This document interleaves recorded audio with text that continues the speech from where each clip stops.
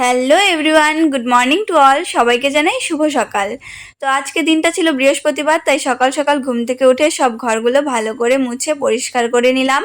তারপর ব্রাশ করতে করতে চলে যাচ্ছি এখন ছাদে। ছাদে গিয়ে দেখো আকাশটা আজকে কিছুটা মেঘলা মেঘলা ছিল, কারণ কালকে রাত্রে প্রচুর পরিমাণে বৃষ্টি হয়েছে। আর দেখো এখানে ঘরে চলে আসলাম। ঘরে আসার পর দেখি বর ভালো করে বিছানা গুছিয়ে রেখেছে। তারপর আমি স্নান করে চলে আসলাম। স্নান করে এসে আমি রেডি হয়ে নিলাম, আর আজকে একটু আলতা পরছি বৃহস্পতিবার জন্য।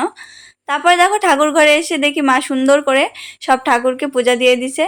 রান্নাঘরে এসে দেখি ও চা করছে। তারপর ওকে চা মুড়ি বিস্কুট দিয়ে দিলাম। এখন ও চলে যাবে দোকানের জন্য জিনিসপত্র নিয়ে আসতে, তো ও এখন চলে গেল আর আমি চলে আসলাম রান্নাঘরে। রান্নাঘরে এসে আমি ভাত আর ভাজা সকালের জন্য রান্না করে বাবাকে খাবার খেতে দিয়ে আমরা খেয়ে আমি চলে আসছি দোকানে।